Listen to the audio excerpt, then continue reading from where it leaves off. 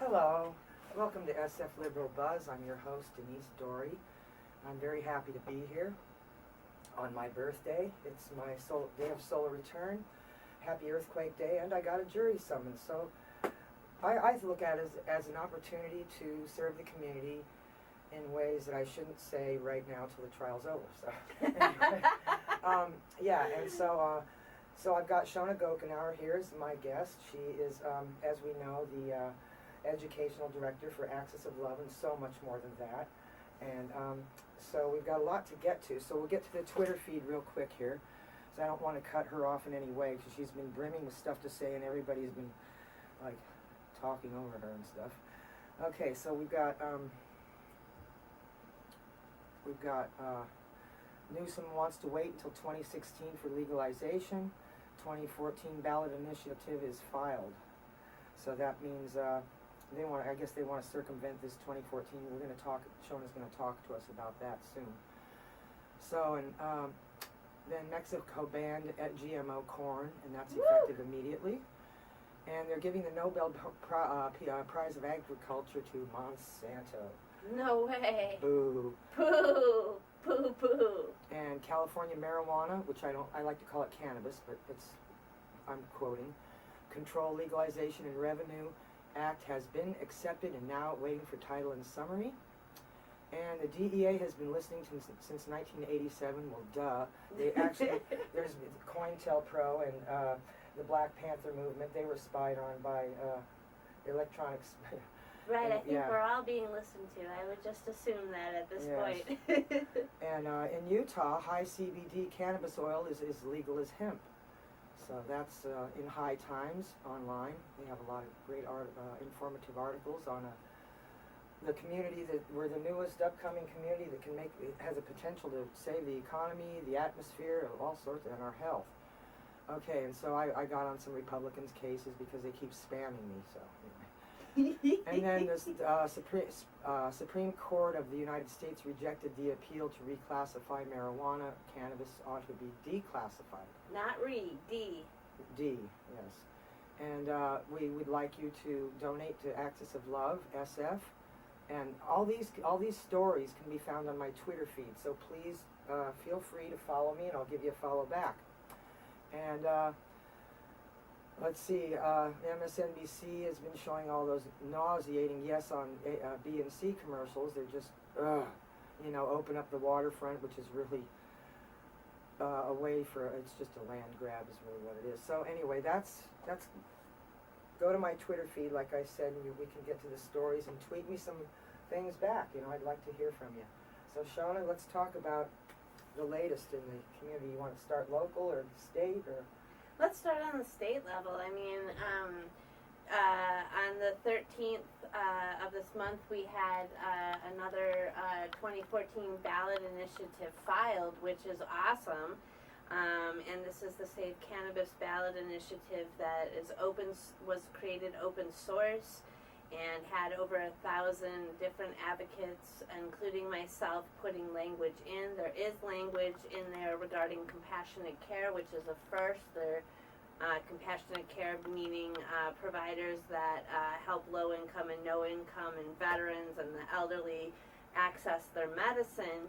And today we were hit with sort of publicity grab from the 2016 crowd. So I'd like to kind of put it out there that for humanitarian concerns, waiting for 2016. Okay, so CPS has your child. Wait till 2016. You're sitting in jail. Oh, well, too bad. The lobbyists want to make more money through the next 2 years, kind of sorting through how they want to approach legalization when we have two fantastic ballot measures. And I really encourage people to get out there and start screaming no on 16 and yes on 14. It's really ridiculous. I'm appalled by people thinking that the lobbyists should decide how we move ahead and not the people.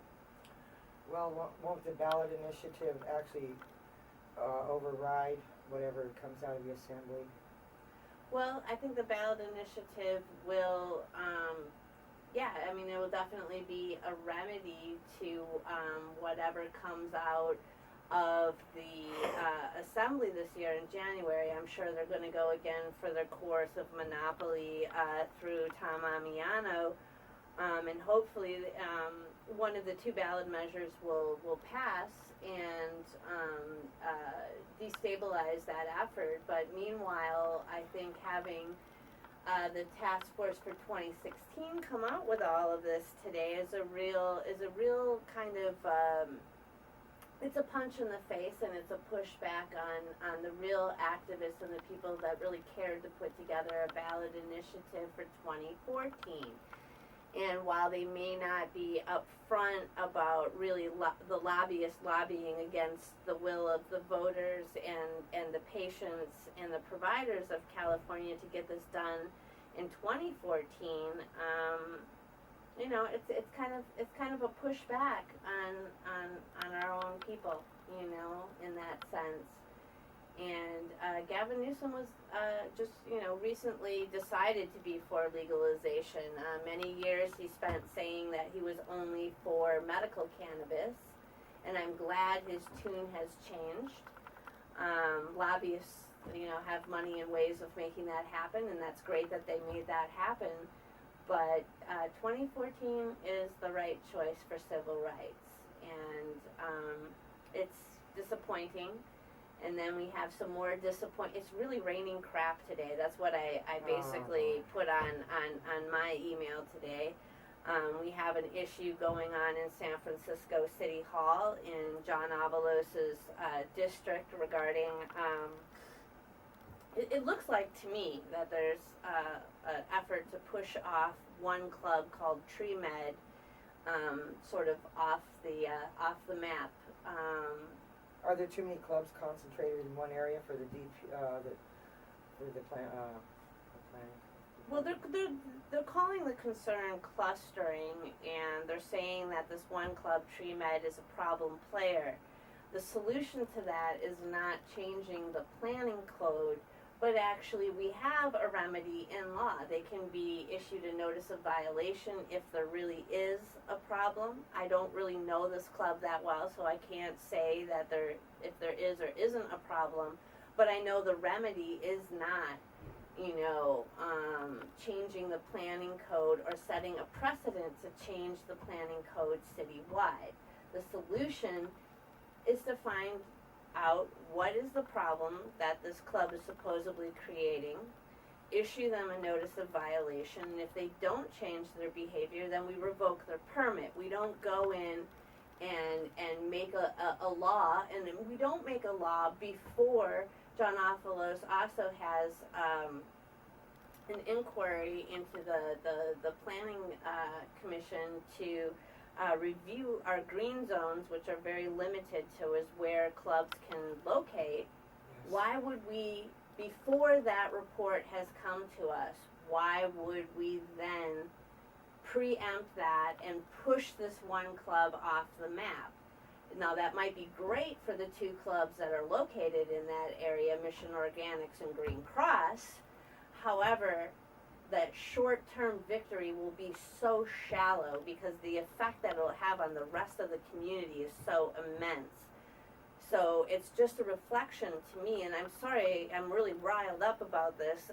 It's a reflection to me of a lot of the short-term, shallow victories that a lot of the monopolists are trying to do statewide, locally. Just the other day I got a call from a collective in San Jose who's also being targeted for serving poor people, and the other clubs are meeting and trying to find a way to push this club off the map too.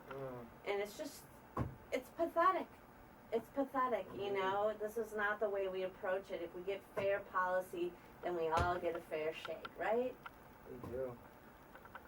So the remedy for the voters in 2014. Now, are you going to talk about the 2016 ballot?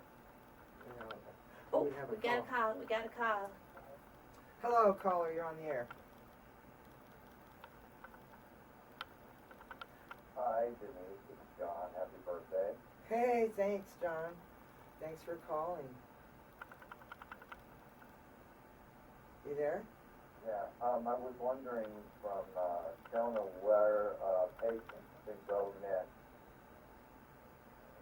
Well, I think, the action that patients really, need to support is this Monday at 1 p.m. The Land Use Committee is meeting to discuss the John Avalos legislation, and I encourage every patient advocate, every collective representative to be there and to demand fair policy and to demand that if there is a problem player that we deal with that instead of going into the planning code. I think that that's the universal message that makes sense to me.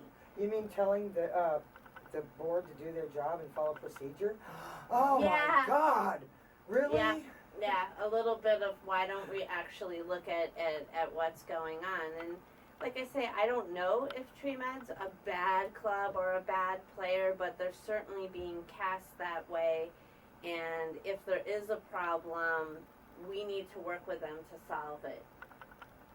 We don't need to change the law, that in a way that would be harmful or set a precedent for other clubs to be able to locate or relocate, etc. It's not a good route. So again, the committee is meeting Monday at 1 p.m. It's Land Use Committee, so if you are a constituent of Jane Kim, if you are a constituent of Scott Wiener, and usually David Chu is on land use, but what I discovered today at City Hall is that somebody else will be sitting in his seat for that meeting because he's going to be out of town. So there's like a third supervisor, and we don't know who it is, but a lot of patients live in both Scott Wiener's district and in Jane Kim's district, and tomorrow, Friday, you need to get up to their office and say, wait a second, let's slow this down. Let's find out the real, true cause of the problem. Let's not mess up a lot of good law that's in place.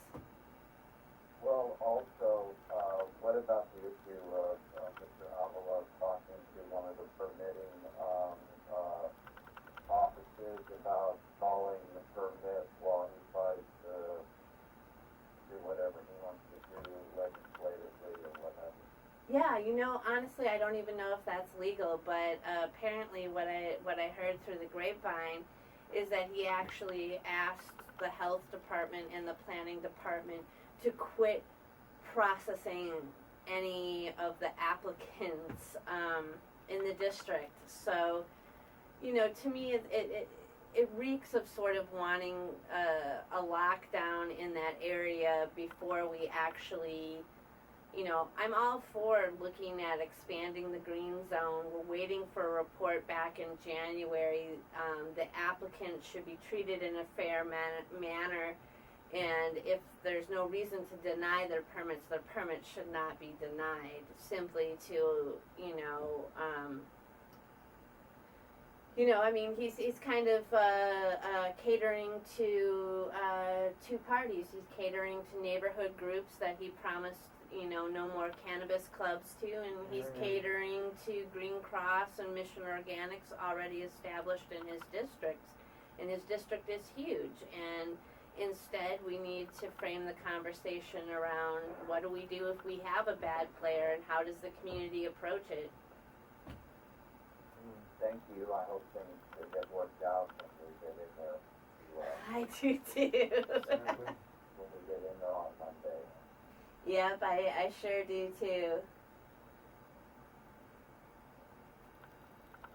Thanks for your questions. Thanks for your call, John. You're welcome. Again, happy birthday. Thanks. That was a good caller. So he was at City Hall with you today. Yeah, he was there with me for a little bit today. I just you got another call. Hello, caller. You're on the air. Good evening. Hello, good evening. My name is Tom B. I'm calling from San Francisco. I'm a friend of yours. I wanted to wish you a happy birthday. Aww. And I'm enjoying your show, even though I'm missing Seinfeld, but that's okay. So, Oh, okay, happy birthday. Thank you. Well, Bye. sweet. That's so nice. Aw, somebody's watching us instead of Seinfeld.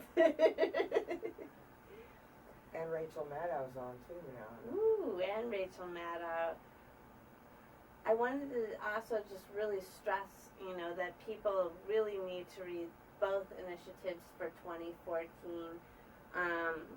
And I believe that, the signature gathering, a lot of the buzz in the lobbyist community is, oh, they'll never get on the ballot, oh, they don't have amount of money, like we have so much money, so therefore we get to make the decisions.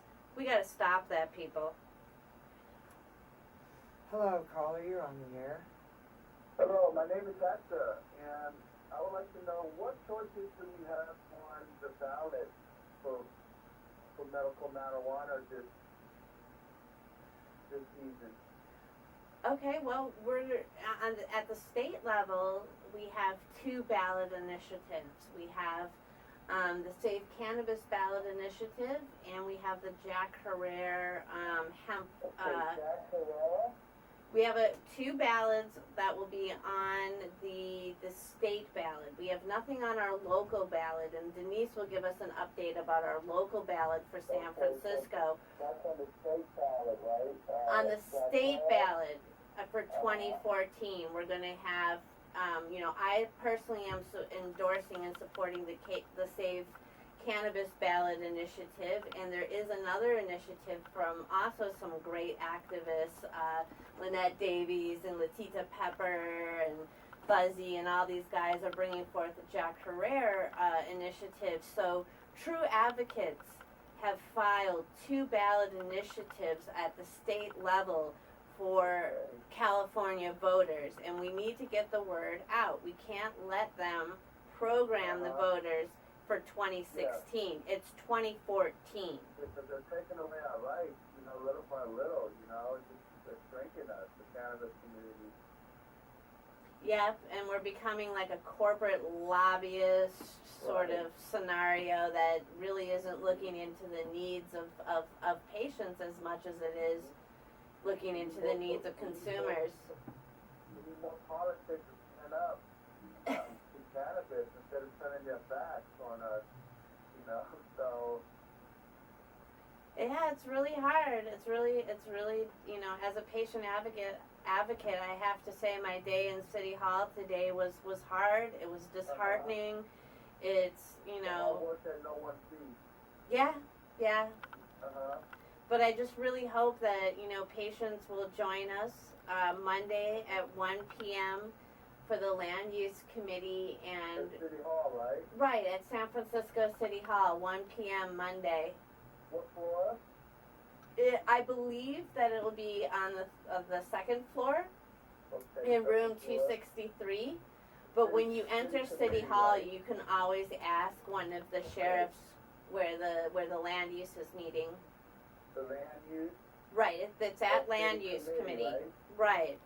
Okay. We hope to see you there. So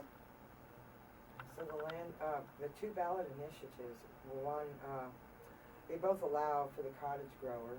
They don't criminalize the cottage grower, which anything coming out of the assembly with Campos in that office or Amiano, they're both going to probably go along with the alcohol beverage control and make it prohibit cottage grows, and actually there won't be there's a state now that doesn't want medical cannabis, they just want recreational use. It's in Colorado. I think it's on my Twitter feed here, so that's creepy.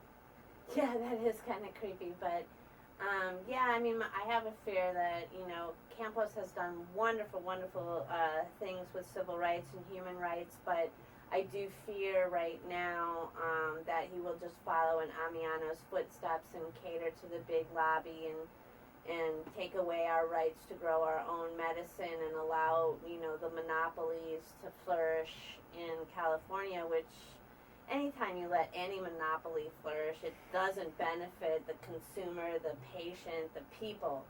And so I really encourage people who say that they're out there for the people to be out here for us, because you hit the nail on the head, Denise. We don't want to lose the ability to grow our own medicine. Well, how can anybody feel aligned or allegiance with a country, a city, a county, a state that doesn't that wants to privatize everything? You know, without a government, how am I going to pledge allegiance to these corporations? You can't, you know, or lobbyists or people trying to control the earth, which they are. They're trying to take it away from us. They criminalize anyone who tries to grow it. You know. Yeah, or criminalize anyone who, like I said, I got some calls from the city of San Jose from compassionate providers that are also being targeted there, and you know, having other, you know, collectives call up the landlord and say mean things about, you know, oh, she serves homeless people and blah blah blah, and it's just greed, and it's going to come in, and if we don't address it, if we don't go, you know, and really face the kind of scary energy coming our way, it will defeat us. And like you said before, we don't accept defeat. Well, we shouldn't. So, we have 1 minute, just under a minute left. I wanted to say that there's announcements, no on Prop B and C. Well, that goes without saying. And they talk. Wait, didn't the Examiner come out against B and C too? The Chronicle didn't. The Examiner did. Okay, I just wanted to, because that's a big win to have the Examiner come out against it. Well, you know, they only have two endorsers on there are three endorsers on the TV: Ed Lee, Gavin Newsom, and the Chronicle. It said, "Oh, we have three endorsers," and they show on the screen. Well, no on BNC has about 60 endorsers. Right. I mean, when you look at that, I mean, when I look at this endorsement thing, it's Bye-bye. just about all of us.